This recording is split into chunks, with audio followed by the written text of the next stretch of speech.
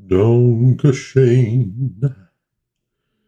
Darling, Dankeschön. All right. Ba-ba-ba-bum. Hey, y'all. What's up, everybody? It's Dad's Dinner Pop Culture. Da-da-da-da-da-da. Yeah. So, another Sunday has rolled around. Another hour and a half of me blathering on about who knows what. Well, I know what, because I had to prep the stream last night. But how's everybody doing this Sunday? Maybe we'll get a few people in the chat this time. It was quiet last week. Yeah, I'm like, is there something wrong? I didn't know what was going on, man. It was crazy. Anyhow, but today is another day. We'll see. Maybe we'll get some more activity in the chat, which always makes it a lot more fun when we do. Just realized I didn't move my microphone. Pull it in closer. Oh, yeah, that'll do. So, anyhow, what do we got going? Oh, there we go. I got Lady Wendelin in the chat. Awesome. So, what do we got going on lately? Well, in YouTube land, apparently everybody and their mom is getting demonetized. It's actually funny, but not funny. So YouTube realizes that if they get completely filled with AI generated stuff, it's going to hurt them. So they need to get rid of inauthentic content, as they put it. Oh, okay. I don't know what you were trying to say there, hon. So they got to get rid of inauthentic content. They got to get rid of AI. So what do? They use AI bots to get rid of AI. But what the AI bots are doing is getting rid of actual people who aren't using AI. They're demonetizing them. Some of these people rely on this as their income. And you appeal, you're rejected 3 seconds later by the same AI system that mistakenly called your content inauthentic in the first place. And then the only way you can get in touch with YouTube, apparently, is through Twitter, if you're lucky. And you'll get a human who will look at your stuff. Now, you have to make like a long video showing your process, which apparently nobody even looks at it, and they'll still reject you. You got to get a human being to do it, and then you can maybe get it sorted out. And I've already seen one person who got it sorted out 30 days ago, and now they've flagged it again. So they're using AI to try to get rid of AI, and it's getting rid of regular people, which sounds like a plot to a dystopian sci-fi show. And a real problem is that the people in charge within a week should have been like, oh, this system's not working. Okay, let's shut it down. Quick apology. Remonetize the channels that got flagged. Work on it some more. Try again. All right, you should have already gone through a beta in your company. Let these things go out there. Show you what they think is inauthentic. Have human beings review it, and the human beings can then go, nope, nope, nope, nope, nope. You were wrong on all of them. So you can train the system. Did they even do that? I don't know anymore. It seems like they don't anymore. It seems like now they just write up some code and then go, make it live. But what's funny to me also is, so I finally passed like the 1,000 subscribers thing a 3 weeks ago. And I'm getting like daily emails about joining the partnership program. Like, I mean, daily. They are desperate for me to join this program. Now, why? I don't know, because it would involve them giving me money. Right? Or maybe if I join, it means that they throw a lot more ads on things, which at this point, I'm like, I don't have enough viewership to make any real money off of it anyways. But now it's like, hey, join our partnership program. Oh, right. So I can get flagged for inauthentic content and maybe lose my channel in the process. I'm already thinking I need to like start syncing stuff up elsewhere so I don't lose all the videos I've made. Anyhow, AI technology plus executive ego is just a problem, and they're going to have to figure it out. So that's what I'm seeing lately on Twitter, a ton of. I got an update from my last stream for folks who watched. We were flipping through an old Life magazine, 1946, I think it was. It was 46 or 48. It was one of them. And I come across, there's a whole photo thing on Fun at the Beach, 40s style. And there's a woman who goes by the name Baby Lake. And I'm like, okay. First of all, why does this, Baby Lake just happen to be there where they're doing their photography?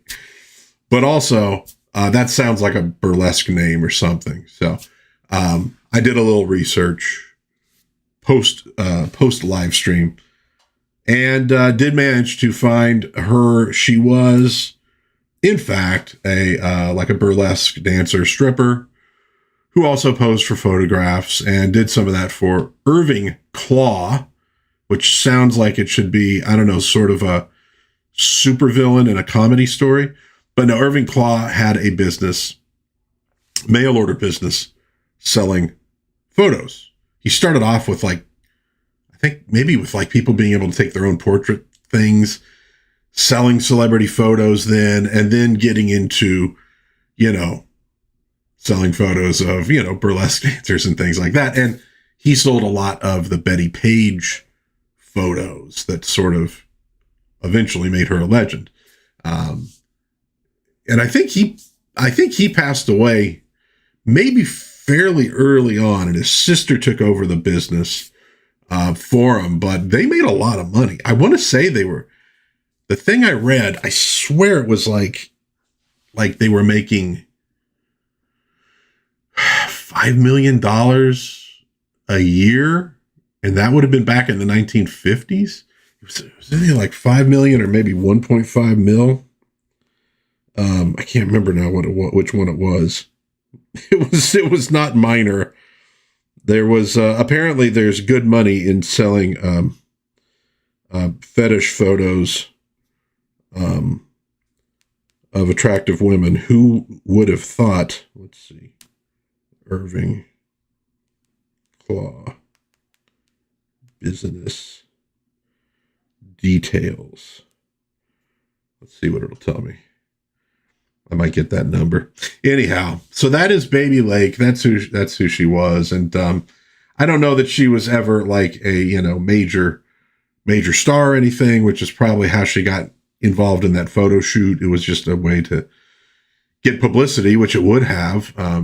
Pretty good publicity because Life magazine was pretty much everywhere. Yeah, Claw and his sister Paula opened a bookstore. Blah, blah, blah, blah, blah. Let's see if it shows core operations. Oh, here we go. Oh, okay. It was 1.5 million annually in the mid 1950s. So, dude, that ain't bad in the mid 50s for where you're just basically selling a bunch of photos, mail order. I mean, let's be honest. I'd be okay making $1.5 million annually right now. Let's see what that comes out to. Yeah, that's close to like making $19 million a year off mail order photos in today's dollars. That's not bad. So there we go. That's Baby Lake. That is my update. I said I was going to see if I could find out more about her. And I did. So the big nerd story, I guess, this week, if you want to get right down to it, is Free Comic Book Day. It has folks who like it and folks who don't. And the folks who don't, generally, I think it has to do with the fact that a whole lot of people, they go in, they get free books, they leave. And that's the end of that. And obviously, the whole point behind Free Comic Book Day is to generate some business for the local comic shops, and then generate some business for the comic book makers. They could give you samples of their wares to some degree. And, so you could see if there's stuff that you like. So any rate, I went to my local comic shop when it opened, stood in quite a long line. It was a good line. Now this is a shop that's been around, 25 years or so. It's pretty well established. I think it has a pretty darn good clientele when you get right down to it. So big crowd. They had some folks there from a local charity, who the charity has people dress up as superheroes and they go to visit like children's hospitals and things like that. And so they had some people there, to sort of promote what they do. They had the free comics. And so I rolled through and I grabbed a few. And I talked about this last week, some of the ones I was interested in. I got 3 of the ones that I wanted. The other 2 I didn't see on the table. So then I grabbed a couple spares. It was limited to 5, which is fine. But I figured I'd chat about what I picked up. So first off, The Greatest American Hero. Yes, based on the old TV show. It sort of continues the story. It opens with Ralph returning to Earth from some time with the aliens. And now this is kind of a primer to the series they want to do. He's got to save the world. He's still got the super suit. So it seems like this kind of ignores the sequel series, The Greatest American Heroine, which I admit I've never seen before. So I don't know much about it. But he basically reconnects with a son and a granddaughter he didn't know about, who apparently he sort of, when you get down to it, abandoned, which ain't great, but he's trying to make it right. And we do get a thing where he also, let's see if we can find the image.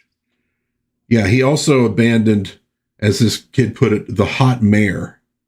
And he goes, "I'm hot mare. What are you talking about?" And points to a billboard, and it's Pam Davidson. So I initially thought, well, this is, I guess, a son he had with Pam Davidson. No, this is from like his first marriage. Okay, and it occurs to me, I'm like, yeah, I think he was divorced in the show and was dating Pam. It's been a little while, but obviously the kid who's sort of a con man doesn't really believe him. I kind of get that, because if you're not going to have, Bill, the FBI, then you would probably want to have, somebody who's kind of a fast talker, kind of that fits that role. So the son maybe is going to fit that role. And they don't believe him. He tries to lift their truck because the tire's flat. It doesn't work, but he accidentally teleports himself to the other side of the truck, which the little girl sees. So she's like, oh my God, like he really has superpowers. And he's kind of like, well, I've never really, haven't done that. So how does that work?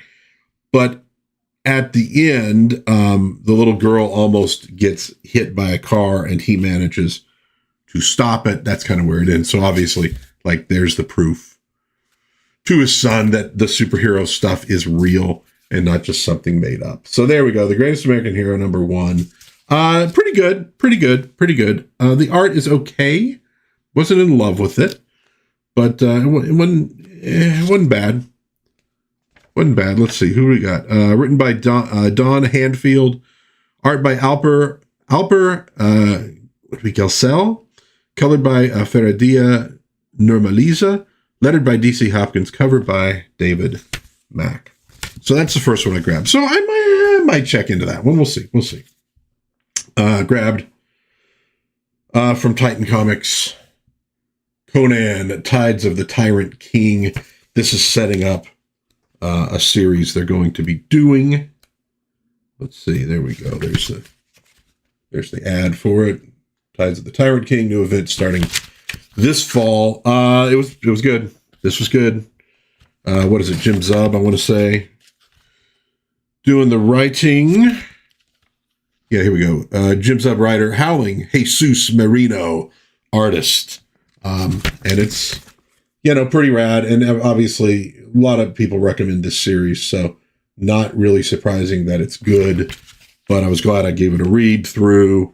Now they're doing an interesting thing though, where it's interposing Conan with a Texan fighting in World War I and his experiences, and it kind of goes from there, and it involves awakening something evil, which it should. Here we got a little image there at the end, but it was good. It was good, and I'll probably keep looking into it.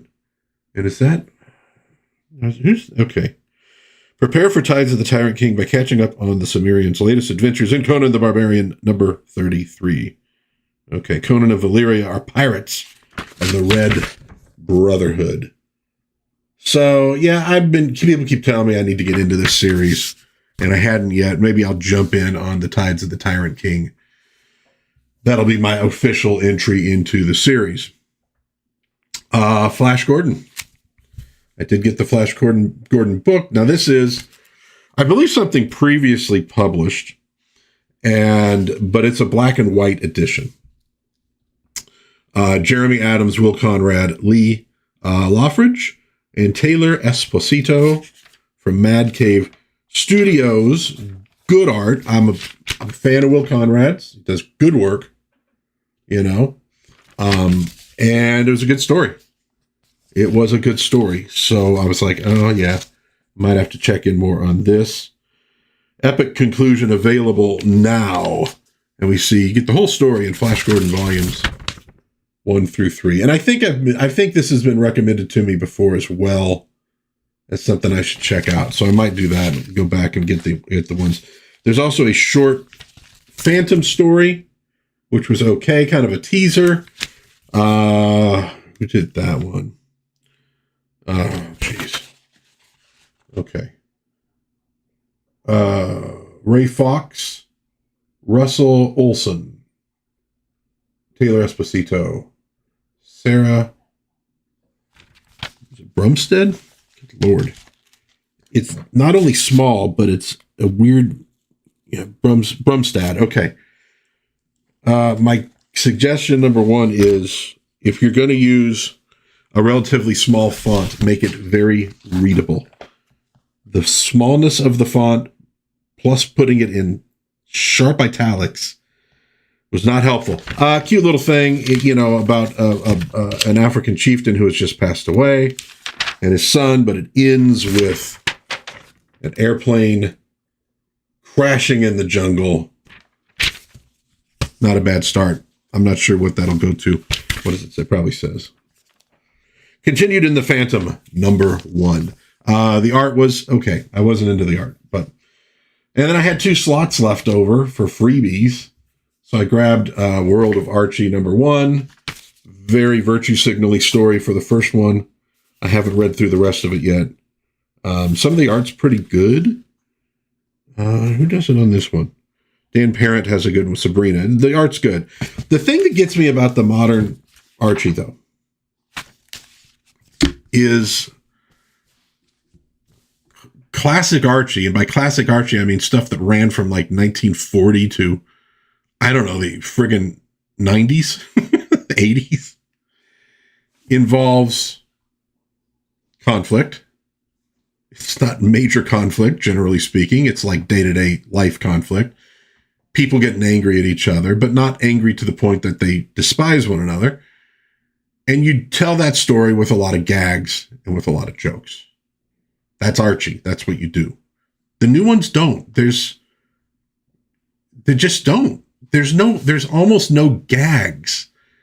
There's certainly almost no physical gags. There's no good, the cartooning isn't there. Even when the art is okay, the cartooning is not there. Of like funny cartoon type gags like you'd see in comic strips, the physical type humor.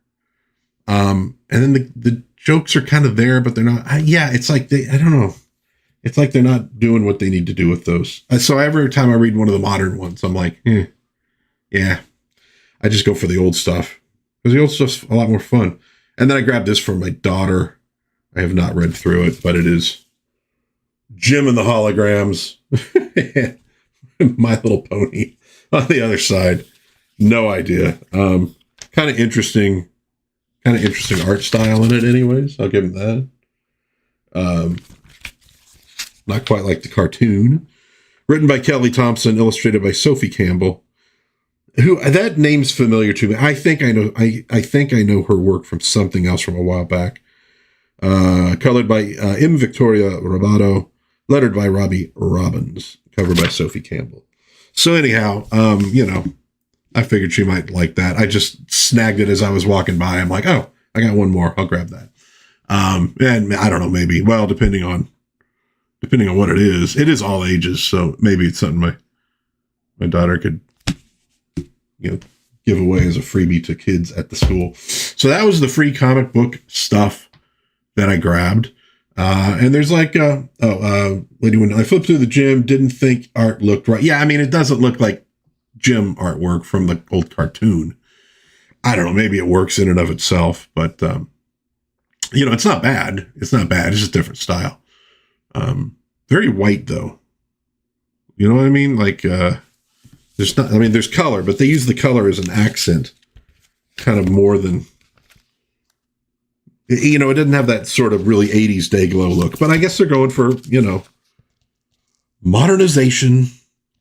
You gotta, because that massive modern audience out there, massive modern audience that doesn't go to any movies or buy any books, you got to definitely aim for them. So anyways, that was the free side. Now I was there to spend some money as well, which wasn't that easy. Usually when I'm in there, there's not a ton of people, there's a ton of people. It's hard to look around, but I did pick up the new issue of Thundarr the Barbarian, issue number 3. Have not read it yet, so no commentary there. Still not 100% in on the art. It's effective, but it's just the style doesn't grab me. So I grabbed that, and I grabbed a few back issues to check out. Got another issue of the Champions. I'm sort of trying. It's a short series. I'm trying to collect them since it's not that much, and it was kind of a fun series. It was. It almost felt like the characters in it were chosen at random to be in the team, which sort of works for me in a weird way. Like, well, what the hell? Let's see what happens when we put them together. Murder at Malibu, the slugfest you dare not miss. I grabbed a DC Comics Presents Superman and Supergirl in that one costume she had with the headband, one of her, 80, 90 different costumes they put her in back in the day. But I remember that was the one that was going to stick. And then I believe that was the costume, maybe the last costume she had before they killed her in Crisis on Infinite Earths. And I got The Flash featuring Dr. Fate. These are like mostly a couple bucks. They weren't bad. And then I went ahead and grabbed, since I was having so much fun with them before, Kamandi, the Last Boy on Earth. Whoops, I just hit my microphone. I hope that didn't make a problem for everybody. So I grabbed a bunch more of the Kamandi comics. They are rad. It is like, right along with the New Gods, it is like prime Kirby from that era. I'm so glad he got to do those series, because it's great with Kirby doing, the Marvel heroes, Kirby doing the DC stuff, heroes, but it's great when he just got to be inventive all on his own, with Kamandi, with New Gods. And it seems like that's the stuff that's really stuck.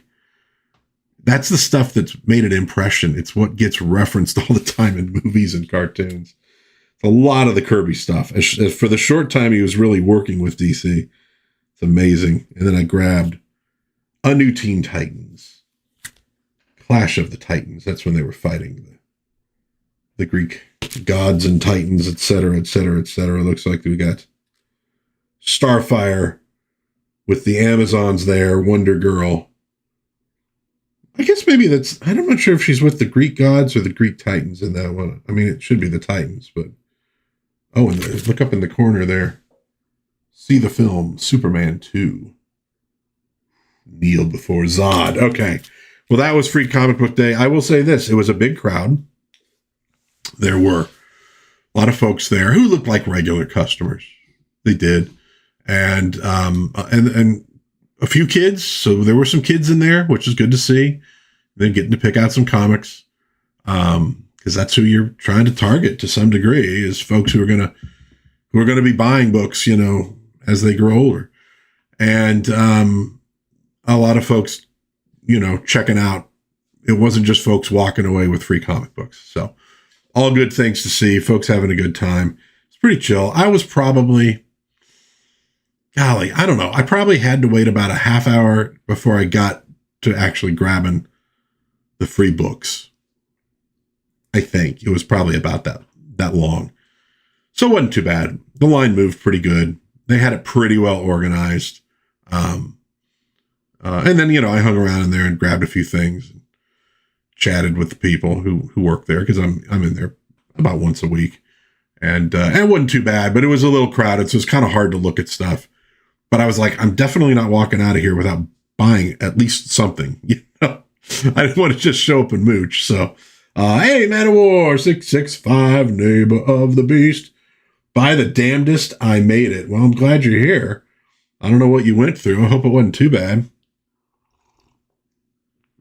Your reward is me blathering on about bullshit, so I really hope it wasn't too hard to get here. I don't know how much you're going to get out of it now that you're here, but glad you made it. All right, so that was Free Comic Book Day. What else do we got to chat about? A little bit. We got Dracula. The word on the street, and by the street I mean I saw it on Twitter, is that the original ending to the 1931 classic Dracula has been found and restored and will be released on a new 4K ultra high def DVD, Blu-ray, Laserdisc, cassette tape, Betamax, I don't know, whatever they're putting things on nowadays. So that's kind of cool. I think it has to do with the dude who plays Van Helsing, like talking to the camera. So don't be like, it's not like, a whole completely new ending or anything. The first thing I thought of when I read that, of course, though, original ending discovered, was, and that's the best image I could find of it, was the SNL discovery of the original ending to It's a Wonderful Life, where everybody gathers around and beats the crap out of Mr. Potter. It's one of my favorite bits they ever did on SNL. It was perfect. And I also love that it got everybody in, just about the whole cast in on it as well. You got Dennis Miller, doing a rare sketch bit. And usually he was just doing the news. I definitely Dennis Miller's got to be the top news guy, with Norm right behind him. And Norm's only behind him because Norm was doing stuff that nobody understood except for genuine weirdos, but it was brilliant weirdo stuff. But Dennis Miller was a little more mainstream as far as what he was doing. He was so great at that stuff. Man of War 2 weekends. Oh, kitchen rehab. Ripped out the old garbage disposal, turning into new sink, cutting granite counter. Oh my God. The wages of being a tightwad, I guess. Holy shit, dude. That's a ton. Great. I know who to call now if I need some heavy work done in the kitchen. We had the kitchen redone. God, man. What was it? Probably 15 years ago now? 10, 15? I don't know how long it was, but yeah, I let people who knew what they were doing do it and not me. Because I was, but we did a lot of prep work on it. In fact, I want to say my dad and I think we took the cabinets out. I think we took the cabinets out ourselves, or some of them. So I think we did all that kind of work, and then obviously let people from, I think we went, I don't know, Lady Wendelin would know, but I don't know if we went through like Lowe's or Home Depot, but we had them come in, do the cabinet install and all that stuff. And we had a guy paint, because I hate painting. I hate painting. It's not hard, but I don't know what it is. I don't like to paint. Something about it, just like boring to me. That's weird. I'm a weirdo. Oh, that's not me. I can't sleep at night paying some. I know. Well, that's kind of the thing, though. It's like we did kind of what we could do, but I knew I did not have the skills or the tools to do the rest of it. So I'm like, dude, don't even pretend. For the money we were paying on the stuff, I'm like, I want to get it installed pretty well, and they did pretty well. Not perfect, but they did pretty well with it. It's all still there, and it all still looks decent. So can't complain about that, but that's a ton of work though. And then I'm trying to think. I think it was either no, it probably wasn't the kitchen cabinets. I think it was a bathroom cabinet because we redid the bathrooms too at a certain point. I think it was one of the bathroom cabinets. I was finally like starting to pull the thing apart so I could throw it away, basically. I didn't want to have to haul it to a dump. So I'm like, I take the thing apart and then I can get rid of the pieces little by little. I started pulling stuff. I had the frame and then I was like, with this frame, I think I could maybe turn this into something else. And so I ended up, I'm trying to think, did I paint? I think I painted the lower portion of it, put a new top on it, basically made it a table out on the patio for like doing gardening type work. Because I never had a table to do that on. I'd either use a little patio table, which wasn't perfect, or I'd have to just get down on the ground and work on stuff. So I did that. And it actually came out pretty good. I did like a waterproofing seal on the top, and it's still kept up. It's still in good shape. It gets a little water poured on it, and it's doing okay. But yeah, it was kind of like, geez, I got this thing already framed. So, I mean, I tightened it up, new screws and everything like that. So it wouldn't, because it was it was like, I think it was the original bathroom cabinets when our house was built. So it was like the early 70s. So it's a little shaky. But anyways, yeah. So, I mean, I do a little work, but I don't have massive skills or a lot of tools. I do things the hard way, usually. It drives my dad nuts. He's more power tool guy. And I'm like, let's use a screwdriver and a hammer. It's fine. He's like, so much faster if you just, I'm like, Anyways, no, you're not derailing, dude. That's what this stream is about. It's about just chatting about stuff, man. Just chatting about stuff. So, so Dracula, and It's a Wonderful Life. Anyways, so original Dracula ending, which again, I don't think is anything like, holy crap, I don't believe it. At least it's been found. It's amazing how much old stuff gets discovered these days. That like there's still, Doctor Who stuff being discovered. It's almost like archaeology. You'd think the stuff would either just be there or it wouldn't be there. Who knows? But anyways, you can keep on the lookout for that. I did see the Spider-Noir trailer. I watched it yesterday with the sound off because I was doing other stuff with people. And I was like, it doesn't look bad. I still think the concept's a little goofy. I don't think the concept works remarkably well, but it looked okay. I watched it again today with the sound on. I was kind of a little bit less impressed, I think, the second time around. The black and white looks pretty good. They got also in color, and the color looked freaking horrible. What do they call it? True hue. It looked terrible. I mean, it looked terrible for old TV. I don't know how they colored. I would assume, well, I don't know. It's all probably CGI'd AI crap. Who knows? But it's like, so if you're going to watch it, I'd suggest watching the black and white version, which just works better with the concept anyways. And it looked fairly good. I don't know if they put a lot of effort into filming it a particular way to make it in black and white, because there's kind of rules to follow for doing black and white filming. So you got to separate the characters from the backgrounds in certain ways. You light things that you don't have to do in color. There's different ways to film.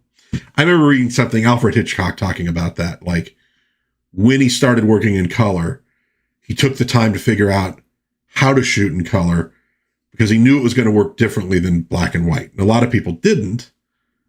They just put the color film and did the same thing. And he's like, no, you got to learn to adapt to it.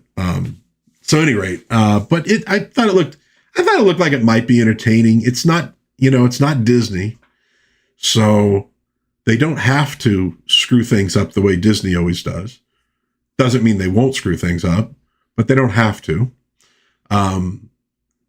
I think Nick Cage is too old for the role, honestly.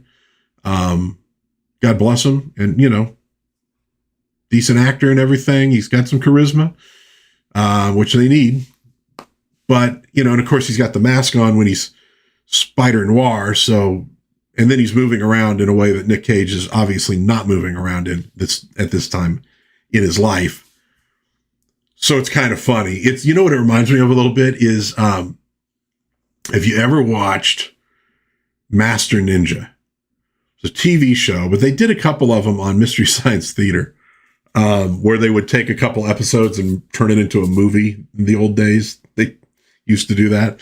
And so you got Lee Van Cleef, who's playing the old ninja, who's training the young one, which was one of the Van Patten kids. And so, when Lee Van Cleef is going to do any ninja stuff, mask is on. And then I want to say it was Sho Kosugi who was actually doing all that work in the costume. And you're like, yeah, because Lee Van Cleef sure as hell isn't. It's almost like that. But I thought it looked like it might be entertaining. Who knows? It looks like they got the Sandman in it. Looks like Electro's in it. So they're doing that bit. We'll see. We'll see if it does any good. Manowar says, that's what I wanted to ask. The clip I saw for the black and white looked like a desaturated color version. Maybe it was a bad. Yeah, I don't know how they filmed it. I don't know if they filmed the thing in color and converted it to black and white, or filmed it in black and white and converted it to color. The black and white looked a lot better than the color. I know that much. Like when it said, well, there's a color version, I'm like, okay. And they kind of show at the end of the trailer what it looks like. And it was jarring. It was like, oh, that just looks bad. That doesn't look like a normal color. And if you're going to do color, in a thing like that, because there obviously have been sort of neo-noirs that are done in color, you still want to make it look like a noir. There's a palette you're going to use to get the right look of the thing. And this doesn't. And I like bright, vibrant colors for regular Spider-Man. I don't like when they dull everything down and make it murky. I love the rainy stuff because it uses the bright colors. But that's real Spider-Man. This is Spider-Noir. So, yeah, I don't know what they're doing with that true hue. I would be interested to see how many people watch each, because there are a lot of people who just don't watch black and white, period. Like they think it's going to give them cancer or something. They avoid it like the plague, and they'll watch the color no matter what. But I wonder if people who don't, what do they opt for? Were they going to go for the black and white or the color? I think black and white's going to win that day because it just looked a lot better. You should, the costume mock-ups. Yeah, exactly. And so when you filmed in black and white, you don't use necessarily the actual colors because they don't look as good in black and white. Red doesn't necessarily look like red, or if you mix red and blue, they both look the same in black and white. So you use different colors to get that separation. There's a whole lot that goes into that. I was actually thinking about that too, in the context of that Flash Gordon book that I was showing, because I'm fairly certain, I could be getting it wrong, but I'm fairly certain that this initially, they published these in color, and this is sort of a black and white version of it. And there are a few panels where it's a little difficult to figure out like what's going on. You have to stare for a minute and kind of pop it in. Well, that's because if you're drawing something for color, you know it's going to be colored later. The colorist is going to fade the background stuff into the background, make the foreground stuff pop. I mean, if they're doing their jobs. Some of them maybe not as well as others, but the good ones know how to do it so that your eyes can pick up what this is going on in the scene really quickly. If you're drawing a comic for black and white, like John Buscema was doing, Ernie Chan with the old Conan books, or in Vampirella, when you know that your work is going to be just pen and ink, black and white, maybe a little bit of gray shading, you're going to draw differently, because you know that if you have a complicated background, it's going to drown out the foreground. The eyes don't separate them that easily, the way they can with color. So you draw a specific way. That wasn't drawn. The Flash Gordon, I don't think, was drawn specifically to be in black and white. I could be wrong, but so there are a few scenes where it's like the art's beautiful, great job, but it takes you a minute. You're like, whoa, there's a whole lot of stuff going on here. Holy crap. Very complicated, which if you were drawing that for black and white initially, you probably wouldn't have done that. Some of the background stuff would have just been a little more blocky, a little more shadowy. So you're picking up the foreground action as your primary thing you're focused in on. So there's different ways to do things, whether black and white and color, even if it's comics or if it's movies or what have you. God, I miss LVC in anything. Maybe they were trying to do retro Turner style color. It didn't even look like that though, because the old retro colorization usually did look a little like washed out a lot of times. Yeah, I don't know. It was just, it didn't work. What's funny is it should be just the sort of thing like, oh, okay, there's a color version. But when they switched to the color version at the end of the trailer, I was like, what the hell is this? It kind of like, for a second there, it made me angry. Like, ooh, this looks terrible. What are you doing? How do you make color look bad? I don't understand. It was weird. It ruined the entire look of the thing. I think it's because it's supposed to be noir. So you'd want to use more muted colors. Even in a bright sunny day scene, you need it to be a little more muted because you don't want to push that vibrancy anyways. I thought it was funny that kind of hit me that way. New releases, new campaigns. There's just a couple things that have popped up that I thought were interesting. McFarlane has a pre-order up this Tuesday, Cinco de Mayo. So who knows? You might even be able to order it, though, because pre-orders from McFarlane are kind of hit and miss on whether or not you can actually order the things. Like GameStop, I don't know. I assume the Gangbuster was up for order on GameStop at some point, but not by the time I finally got it to work. But this is a 2-pack, Solomon Grundy and a Golden Age Green Lantern. The Grundy figure does nothing for me. I don't really like it. I think it should be a more chalk white skin. They keep wanting to turn Solomon Grundy into the Hulk. They did that in the Justice League cartoons, specifically in the Justice League cartoons, because I swear to God, they wanted to make Marvel cartoons.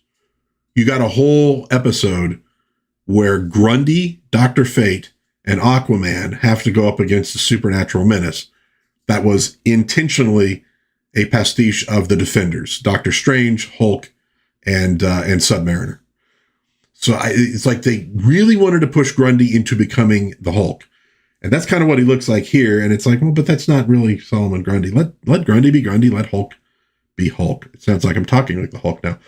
But that Green Lantern looks pretty darn good. And that's a cloth cape. And I believe it's 2-tone, different colors on the inside and outside, which it should be.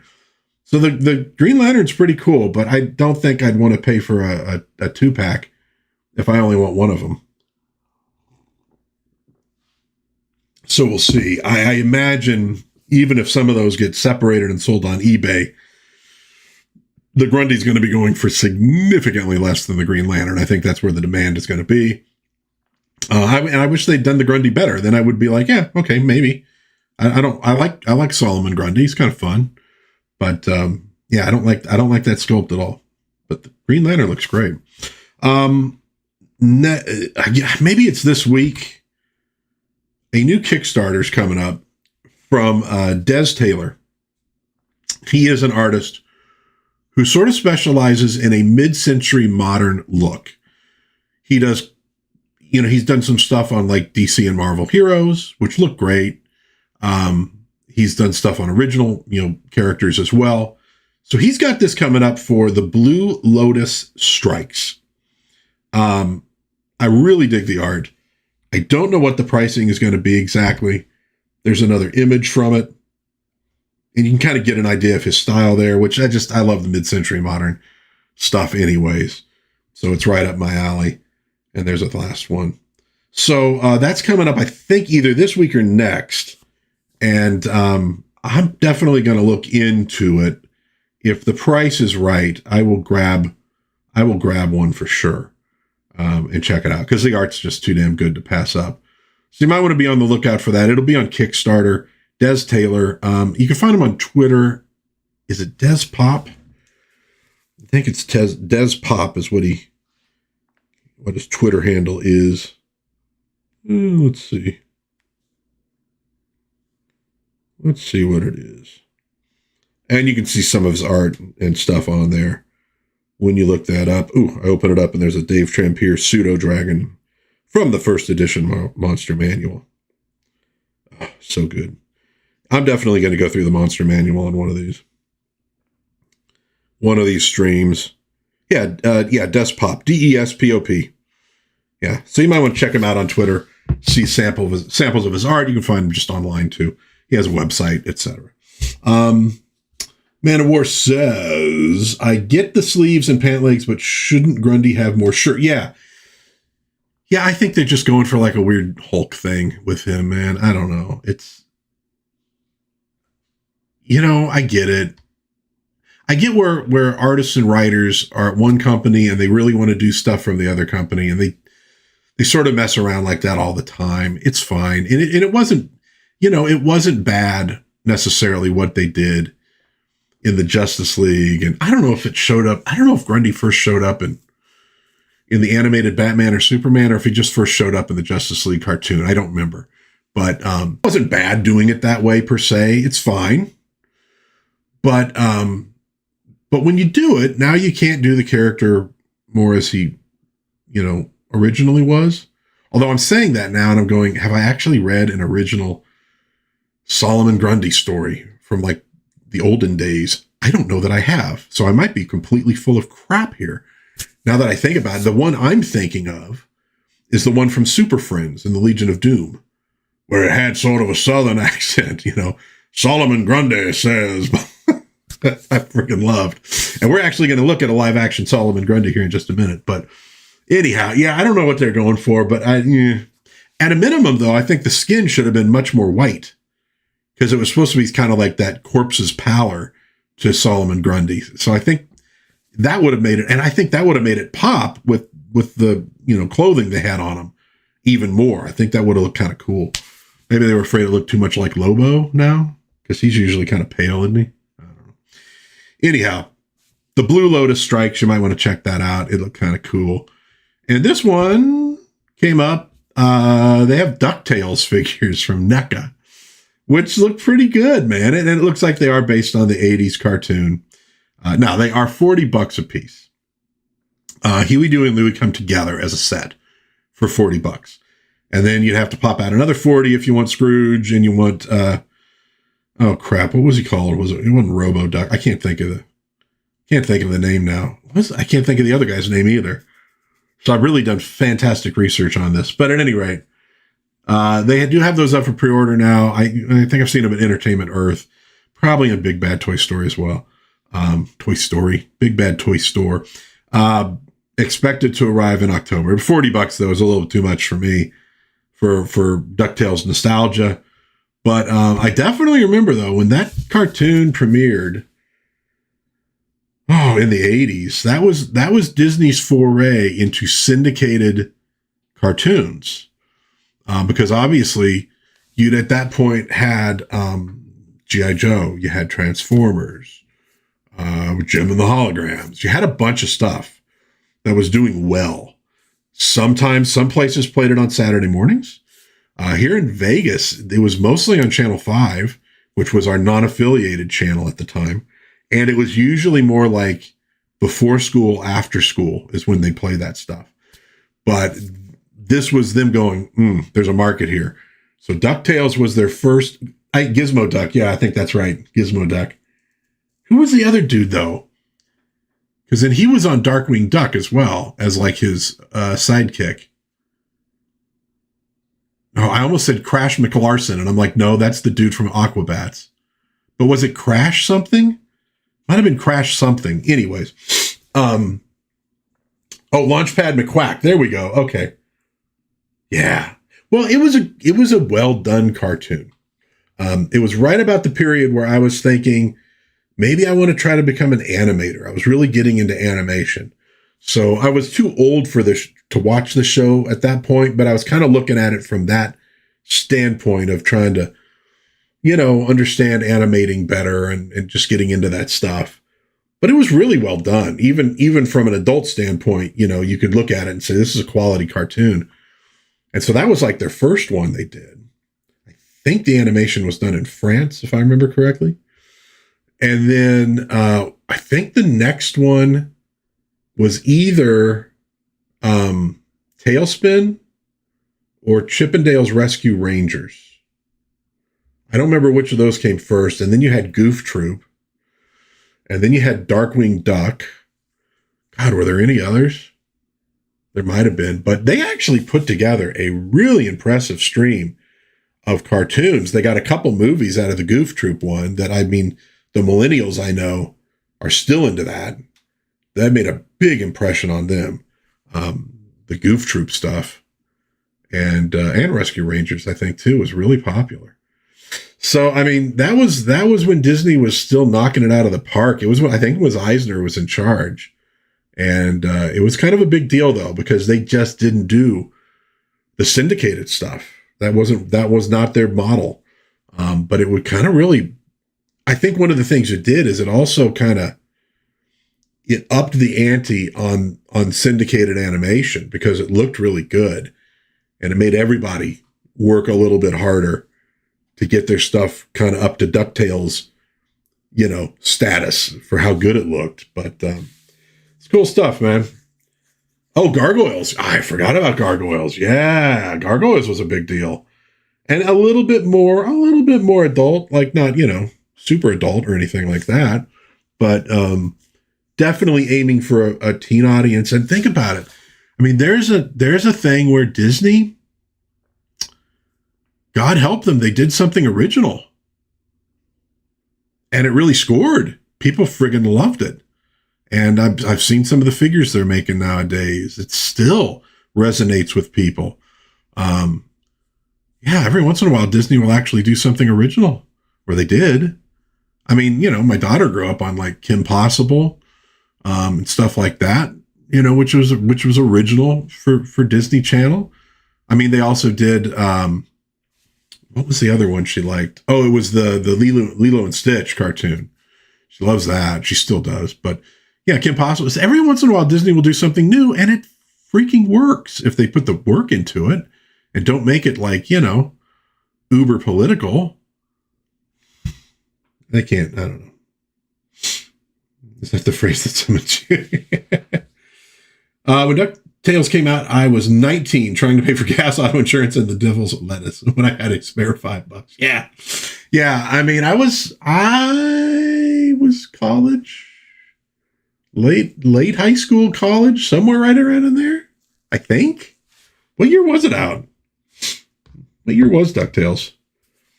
It all bleeds together for me now. There's so many things that I think of as being late 80s that when I look end up being sort of like the mid 80s. And I'm like going, oh, I thought I was, older when that came out or younger when that came out. It's just amazing how. Oh, 87. Okay. Oh, all right. I would have been 15. Okay. So I actually would have been junior high school. All right. God, I thought I was older than that when it popped out. All right. Yeah, I just remember it would show up here in Vegas. It would show up like after school. So I'd get home, don't want to actually start working on homework and crap. So sit down and vegetate in front of the TV. And it's pre-prime time. I'd sit there and watch friggin' DuckTales and crap like that, man. Anyhow, but that just reminds me of a period where Disney was actually really getting it done. And I still don't think they really took advantage of it the way they could have. I think they could have done more with it in terms of marketing and things like that and in the parks. But I don't know. Disney's weird. I don't know if they have some kind of, nowadays they just have the dumbest executives on earth, and that's their problem. But structurally, I think they have enough separation between parks, between animation, between whatever, that they have a really hard time, I think, synthesizing what they do. Because this is a company that markets the hell out of stuff, merchandises the hell out of stuff. And yet there are things where you're going, wow, they really didn't merchandise that at all, or at all well. So I don't know. They got like some weird separations within the company that I think get in their way quite a bit. But when they want to, they can make some really good crap. No doubt about it. All right. So the last thing, I was going to hit this last week, but I had almost nobody watching last week live. So I'm like, well, shit, man, I'm going to save this for next week then. Legends of the Superheroes. So this popped up on somebody put it up on Twitter. And this was a show I watched when it came out. It was in 1979, so I would have been 7. I watched it. It was a kind of a two-parter, okay? The first part aired on January 18th, the second part on January 25th. One part was a superhero roast. So it was superheroes roasting. I don't know if they were roasting Batman and Robin or just all of them getting roasted. So you had a lot of comedians playing the villains so they could do this roast. And I want to say Ed McMahon was the host. Bizarre, right? And then the other part was actually like an adventure with the Justice League going up against all these villains. They end up on jet skis at the end of it. It's so bizarre and it doesn't work. But here's the thing. So I see this when it's like 7 years old. I don't think any of my friends saw it. There are times where I'm not sure almost anybody else on earth saw it, because over the years, you never saw anything about this. And as I got older and we all start talking about all the weird stuff that we watched in the 70s and 80s, I'm finding like nobody who remembers this thing. And I literally got to a point where I'm like, did I imagine this? Did I dream this? I'm actually not sure this is real. Well, then we enter the internet age. And I finally rediscover this thing.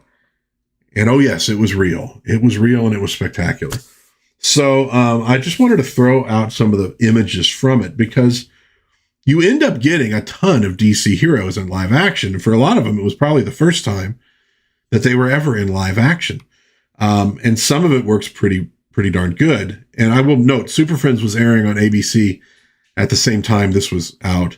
It was on NBC, this show, but so it kind of has a little bit of that old school Super Friends DC heroes feel to it. So you got Adam West and Burt Ward returning as Batman and Robin. Original bat suit, I believe, original bat cowl, but they have like the cowl over the cape, so it looks a little bit weird in a few scenes. Original Batmobile is there. They're kind of the core of the thing. They did a great job. You also see Ruth Buzzy there playing Aunt Minerva, which is a villain from Captain Marvel. Who is Captain Marvel there? Garrett Craig. Now, most of the heroes in this thing are kind of unknowns outside of Adam West and Burt Ward. Kind of unknowns. The villains were more bigger names, is the way they did it. But note the costumes. They get the costumes pretty much exactly right. We have Huntress. So Huntress first shows up in live action here, played by Barbara Joyce. And we have Green Lantern there, played by Howard Murphy. So there you go. Again, accurate costumes. And yeah, I'm going to bring these up when I do my thing on costumes from the 60s and 70s. I almost forgot about this in the process. We have Sinestro, played by Charlie Callis, which kind of friggin' works for some weird reason. I love it though. Look, they just get the costumes right. Now this is kind of an interesting one. This is Giganta. And you see her there with the Atom. Atom is played by Alfie Wise. You'll know Alfie Wise from some of the Burt Reynolds, Hal Needham movies. In Cannonball Run. Oh, who is he? Oh, he's with that dude in the one truck. The dude who's doing the Richard Nixon impression all the friggin' time. And the Howard Cosell impressions. That's Alfie Wise. So that's him as the Atom. So Giganta, though. This is the stuff you find out when you start looking at things from the past and reading about them. Played by Alicia Brevard, who was an early recipient of a sex change operation. So Giganta was actually played by somebody who was born a dude who became a woman back in the day when that was kind of a full-scale operation. You go to Sweden for those things, or Denmark, one of the two. I don't remember now.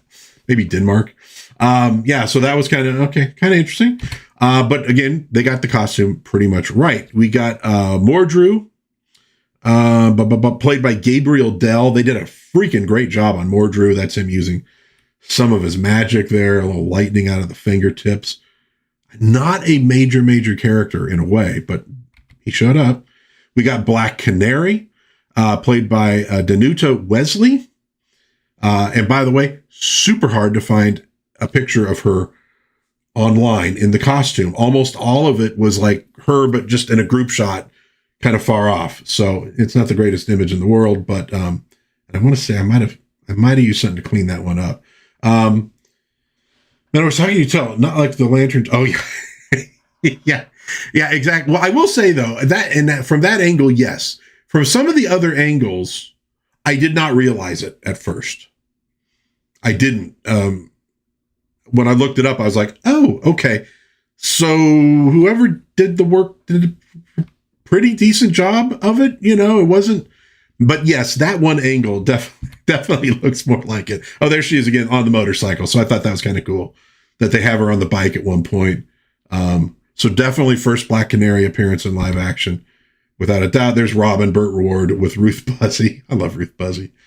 Solomon Grundy, played by Mickey Morton. Big dude. Plays the big dude in a lot of stuff. I remember I thought that it was Ted. Oh crap! What's his name? Played Lurch. Ted Cassidy.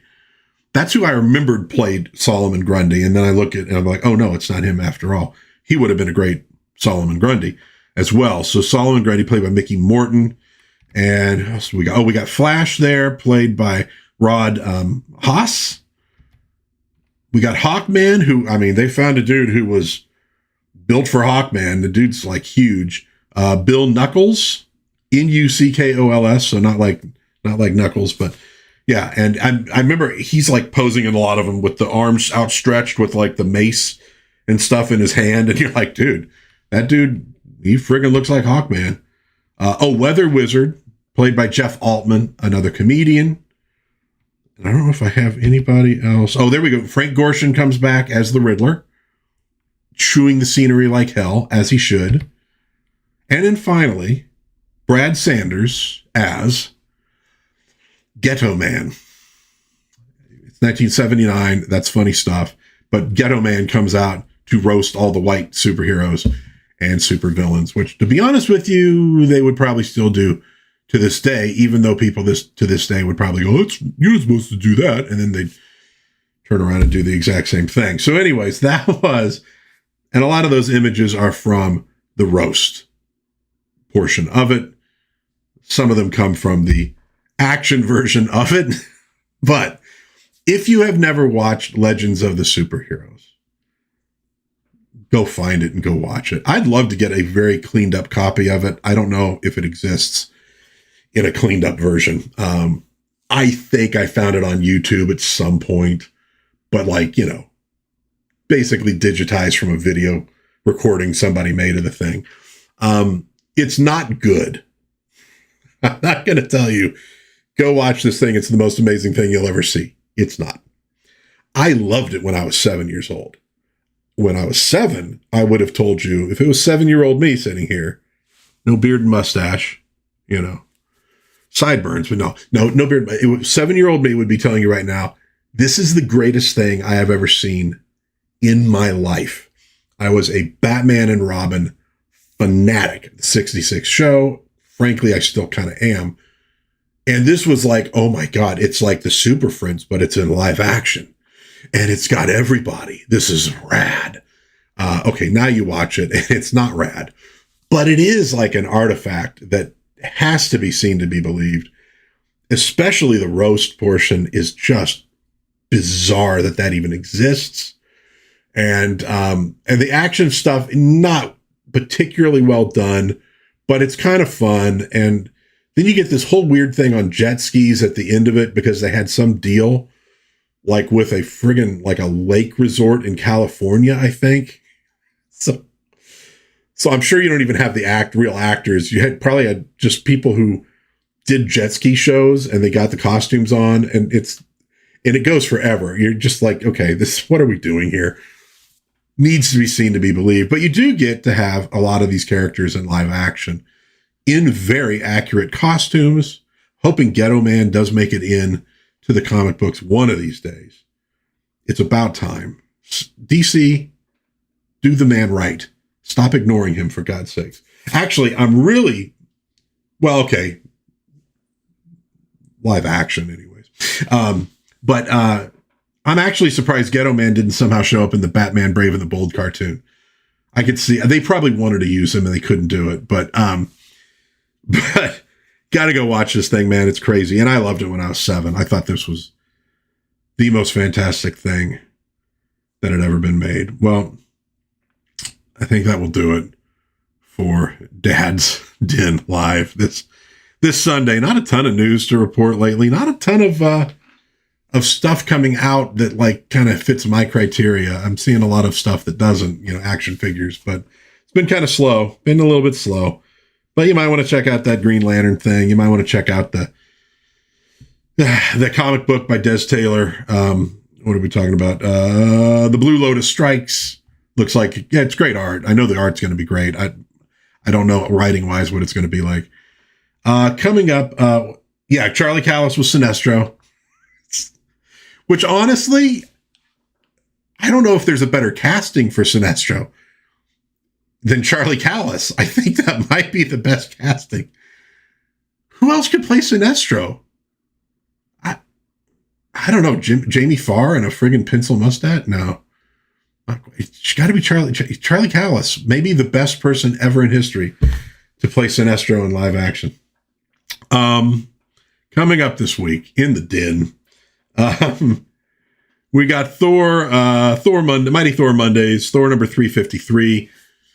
Wait a minute. Have we? No, this weekend. Yeah, tomorrow will be the big culmination of the battle in Asgard.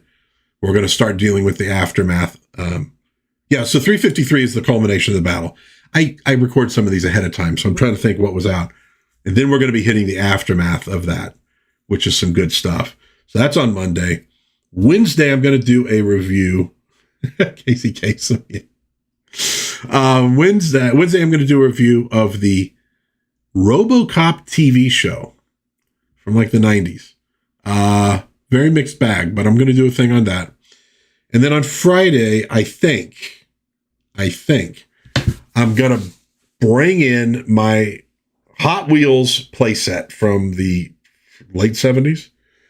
The one where it's like kind of like a parking garage thing with,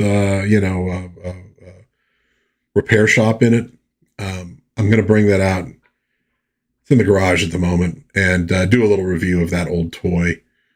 I got to dig out some little cars though, in order to do it right, because we have to actually see it in action.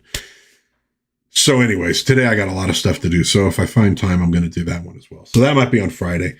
But that'll do it, I believe, from me. We are going to leave you with Ghetto Man and my best wishes to you and yours. Yeah, like, subscribe, blah, blah, blah, etc. Okay. God bless everybody. Thank you, Man of War, for being in the chat, and Lady Wendelin. If you're on the sidelines, jump in the chat. You can see the deep, meaningful conversations that we have in Dad's Den. Obviously, you want that to touch your life and bring you out to the best that you could possibly be. Jump in the chat next time around. Love to have you. But anyways, God bless everybody. Oh, then we get a Hot Wheels, a racetrack, and put that around our... Oh, I like that. I like that. Suspenders with the... At a minimum, it would keep people away from... Actually, it would keep most people away from you, but it would attract the real weirdos. That's a mixed bag. Yeah, I have to think that one through. At any rate, God bless everybody. Please be kind to one another. Have a little bit of fun out there today and this week, and I will see you again, hopefully soon, in Dad's Den of Pop Culture. Bye-bye.